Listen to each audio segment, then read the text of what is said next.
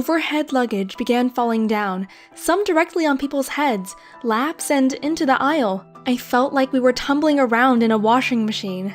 I turned to my side and looked out the window where I saw lightning strikes and flashes battering our plane over and over. I grabbed my mother's hands as we locked eyes without a single word or sound from either of our mouths. Amongst all the screaming, crying, and yelling from passengers, all I was able to do was stare at her scared and frightened face. We were going to crash. In a nosedive hurling straight down towards the earth, the plane was disintegrating in mid-air with the right wing now completely torn off. I held as tight as I could to my mom's hand, but it wasn't enough. Our entire row was sucked out of the plane with me still strapped to my seat and my mother sucked out of hers. As the screams of the people and the roar of the jet engine began to fade away, all I was able to see were raindrops and clusters of trees that looked like broccoli as I tumbled 9,800 feet down to the earth. And then, nothing. I thought I was dead. At least, I should be dead, but I wasn't. I had been in and out of consciousness for nearly 24 hours, and as I opened my eyes, I saw no one. I heard no one. I shouted for help and for my mother, and I shouted until the entire jungle went quiet. But as my body caught up to my mind, I felt a horrible pain in my arms, legs, and chest. Falling the length of nearly 3.5 Burj Khalifas, the tallest building in the world, I managed to only have deep but not life-threatening cuts on my arms and legs, a swollen eye that I could not see out of, and a broken collarbone. To this day, there's no answer as to how I survived. I spent an entire day, and from a distance, I saw what looked like people. With only one shoe, blurry vision, and one eye to see out of, I used my remaining shoe as a guide to test the ground in front of me for any objects or snakes. I quickly went over, relieved that I wasn't alone. But as I got closer, I noticed their feet were pointing towards the sky, and their heads rammed headfirst into the earth, still strapped to their seats. I was paralyzed. Frozen. I stared at the bodies and noticed one was a woman and thought it was my mother. But as I looked closer, I noticed she had painted toenails. My mother never painted her toenails. I was so happy, but also ashamed at my reaction. It was the first time I'd seen a dead body. For the next 4 days, I found and crawled along a river, exhausted from lack of sleep from the hundreds of bugs biting me through the nights. I found a bag of candy as my food ration, but that was quickly running out. To make matters worse, I'd hear rescue helicopters flying around in the distance, teasing me, knowing they couldn't see me through the thick jungle forest, giving me false hope for any rescue. I felt so lonely, so afraid.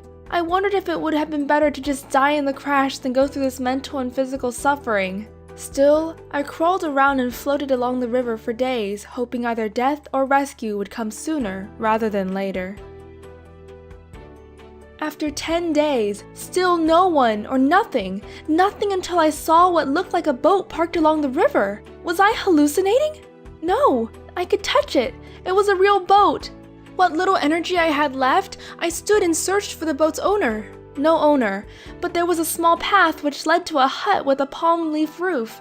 Maybe I didn't have food, but at least I had some shelter. When night came, I began feeling something crawl in my upper arm. I had an idea of what it was, but I didn't want to believe it. I looked down and saw maggots crawling in and around the inside of my cut. A fly had flown and managed to lay her eggs in my wound. My arm was infected, and maggots had been feeding on the dead flesh. My eyes fell upon a canister of gasoline for the boat, and I was reminded of my infection. I remembered our dog once had a similar infection, and my father treated him using kerosene. Still afraid to lose my arm, despite not knowing if I would lose my life, I sucked some gasoline out and put no more than €1-sized coin in my wound. Instantly, the maggots began digging deeper into my arm. I bit hard into my shirt as the pain intensified. Some maggots began falling out while others dug even deeper into my flesh.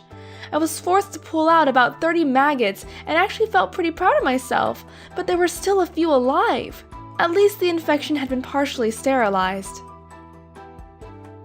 The next morning, I woke up to people's voices. It was like hearing the voices of angels. When they saw me, they immediately stopped talking and studied my fragile and exhausted state. For a moment, they thought I was a water goddess, a figure from a local legend that resembled a hybrid water dolphin and a blonde, white-skinned woman. I introduced myself in Spanish and told them my story, the plane, the stream, how I ended up here. They had heard about the plane crash and ended up providing me with food and treating my wounds.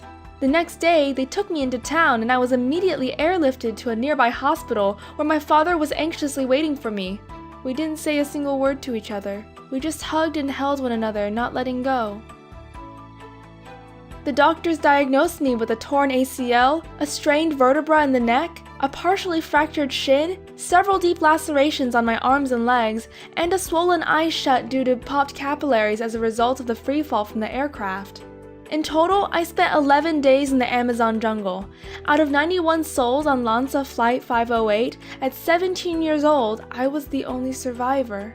It was later confirmed that my mother also survived the initial plane crash, but due to her severe injuries, she couldn't move. She died several days later, alone, in pain, and afraid. I can't imagine what she went through during her last days. What is more disheartening, she was one of 14 who survived the crash, but would all die waiting to be rescued. NguyenCaption is regarded as the miracle girl of Peru, who survived the events by a combination of good fortune, basic survival training, but most of all, determination.